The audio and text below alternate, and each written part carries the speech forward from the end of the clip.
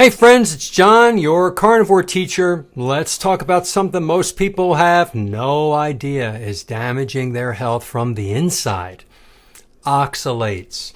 If you've ever been told to load up on spinach, eat dark chocolate for antioxidants, or use almond flour as a healthy swap for regular flour, you've been lied to. So today I'm going to give you a picture you'll never forget, because once you see it, you'll never juice a green smoothie again. The glass shard analogy. I want you to imagine this with me, okay? Take a glass pane from a picture frame or a window.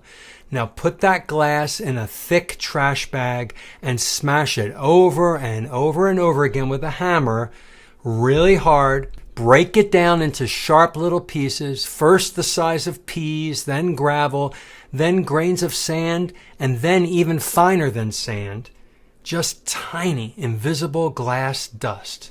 Now imagine spooning some of that into your morning green smoothie. Sounds insane, doesn't it? Well, guess what? That's what you're doing every time you eat foods high in oxalates. Spinach, almonds, almond flour, sweet potatoes, beets, dark chocolate, even turmeric, black pepper, cinnamon, chia seeds, they're loaded. Oxalates are microscopic crystals shaped like needles, shards, spears, and spikes. You can't see them. You can't feel them right away. But once they're in your body, they cut and damage and irritate and inflame. Not just your gut, but your kidneys, your joints, your thyroid, your skin, even your brain. They're like razor dust in your bloodstream. Now let's talk about how oxalates actually cause the damage. Oxalates bind with calcium and form oxalate crystals. Your body can't break them down because humans don't make oxalate digesting enzymes. These crystals travel through your gut, through your bloodstream, and embed themselves wherever they land. And that means kidney stones. 80% are calcium oxalate based. Joint pain, crystals in the synovial fluid. Vulvodynia or pelvic pain, oxalates in soft tissue. Brain fog, fatigue, skin rashes, inflammation. Yep, oxalates. And here's the scary part. Your body will store them silently for years. Then one day you go low oxalate or carnivore and your body starts to dump them. Hey, it's time to get rid of these. And that's when the pain starts again, because the crystals move around as the body tries to detox, and they're recutting you on the way out. This is why you should be reducing them slowly. So listen close, because this part is really critical. You do not want to quit oxalates cold turkey. Why? Because if your body tries to dump too many oxalate crystals too fast, you will feel horrible.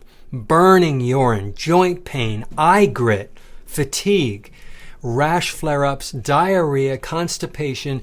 Dumping oxalates is real, folks, and it can last for months if you don't do it right. So here's what I recommend. Remove the highest offenders first. Cut the spinach, the almond flour, the Swiss chard, and the beets. Taper the medium ones like turmeric and berries and sweet potatoes. Flood your body with minerals, especially calcium and magnesium. These bind to oxalates in the gut so they don't get absorbed. And then eat a high-fat animal-based diet. This heals the gut lining and slows down oxalate absorption. And stay consistent. Slow, steady reduction lets your body release oxalates without shocking your system. Remember, oxalates are poison, but they're a sneaky one. They don't kill you overnight.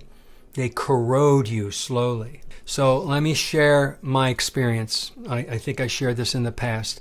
I had a calcium oxalate kidney stone. I didn't know it because what did I do when I went ketogenic? I ate a lot of spinach, lots of dark chocolate, sweetened with monk fruit. Anything that was low carb, I didn't care about the oxalates because honestly, I didn't have the knowledge. And then severe lower back pain, went to the hospital, was so bad. I mean, bad. And they did a scan and saw where it was. They saw a stone traveling from my kidney through my ureter going towards my bladder. And I guess that's when I was in excruciating pain, because it was ripping and gouging and tearing along the way. Pain. Very, very, very painful. Extremely. I don't wish this on my worst enemy type of pain. And I had to pass this. And once I passed it and it came out in the toilet, I picked it out.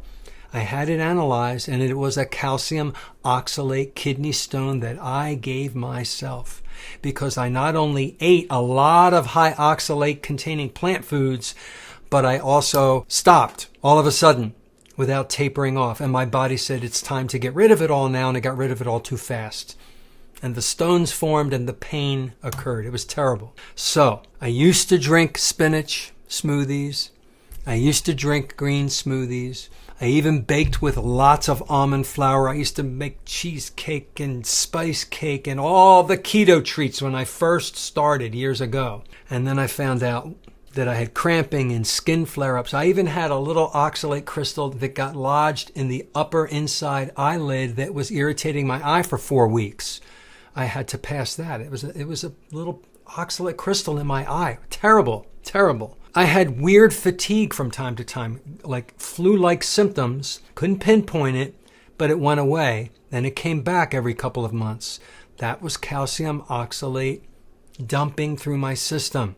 Going carnivore changed everything, though. I removed the oxalates, but I did it a little more slowly, and my body started healing. And I did it gradually. And if I felt some oxalate dumping symptoms, I actually added more. I did. I drank some soluble oxalates, some black tea. And I noticed as soon as I drank the black tea, the flu-like symptoms went away. That's how I know it was oxalate dumping. So if you've got joint pain, kidney stones, chronic inflammation, or unexplained health issues, it might not be your age, it might not be genetics, it might just be plant shards. Oxalates slowly slicing you apart from the inside. You don't need them. Your body doesn't want them, and your healing starts when you stop putting them in. If this made sense to you, share it. If you've been through oxalate dumping, tell me so in the comments. Leave some comments. Tell me your story. I love to talk with my viewers and hear your story. Let's wake people up, because no one is talking about this the way they should. I'm John, the carnivore teacher. Eat meat, heal, stay sharp, and I'll see you next time.